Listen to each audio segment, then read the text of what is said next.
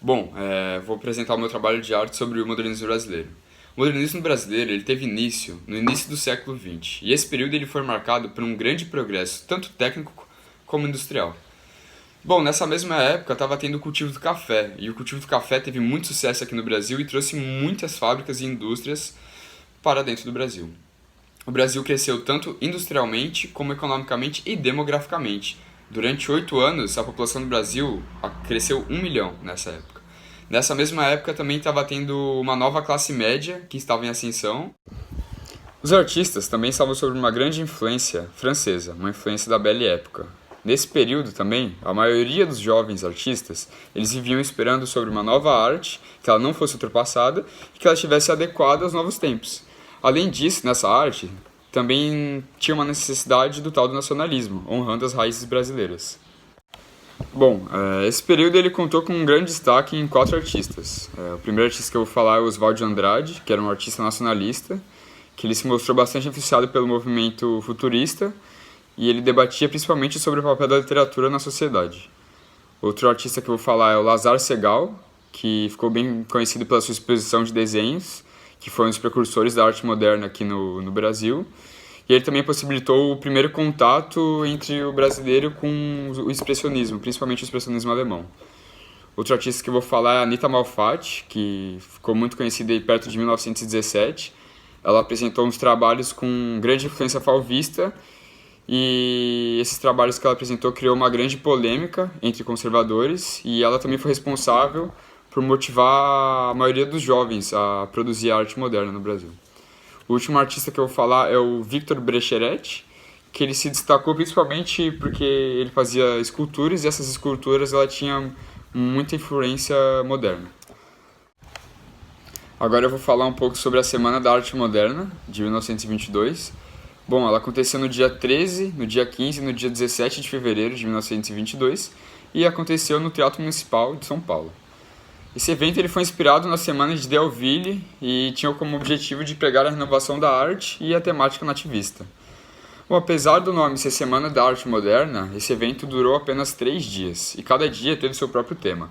O dia 13 foi caracterizado pela pintura e pela escultura, o dia 15 sobre poesia e literatura e o dia 17 sobre a música. A semana de 1922 ela ficou muito marcada pelo lançamento ao público sobre o modernismo brasileiro. Bom, contou com muitos artistas que representavam uma ruptura com o passado conservador e com a arte tradicional. Bom, de início, a Semana da Arte Moderna não foi bem recebida pelo público, a maioria das apresentações foram mal recebidas pela plateia, e a plateia ela se caracterizava quase 100% da elite paulista. Bom, agora eu vou falar um pouco sobre os artistas que mais tiveram destaque na semana de 22. Eu vou começar falando sobre o Di Cavalcanti. Ele era um autodidata e ele começou produzindo caricaturas e ele tinha como inspiração a arte nouveau. Ele também tinha uma forte influência do cubismo e o muralismo mexicano. Bom, o próximo artista que eu vou falar é o Heitor Villa-Lobos. Ele ficou conhecido porque ele lutou muito para ter a inclusão da música na educação brasileira. As suas obras, a maioria delas, resultaram em um rompimento total com a música do Brasil. O Brasil, após a semana de 22, teve diversas repercussões e muitas controvérsias e a cultura brasileira ela foi muito mais valorizada após essa semana moderna. Eles acreditavam que a gente criando uma arte com uma alma brasileira, o sentimento do eterno colono, ele ia ser eliminado. Bom, após a semana, o Brasil meio que foi separado em 2 correntes ideológicas, o Brasil não, né? O movimento. Que um lado era o pau-brasil e o outro era o verde-amarelismo em suas escolas. Bom, agora eu vou falar um pouco do movimento Pau-Brasil. Ele começou com uma publicação de Oswald de Andrade, foi escrita e publicada por ele, e foi um movimento liderado pelo próprio Oswald de Andrade e pela Tarsila de Amaral. Eles apresentavam uma arte baseada na realidade e nas características culturais do brasileiro. Um dos grandes avanços deste período foi a busca por fontes nacionais e problemáticas no contraste entre campo-cidade e atraso e progresso. Agora eu vou falar do movimento chamado Verde-Amarelismo. Esse foi um movimento liderado por Plínio Salgado e tinha fortes características ufanistas.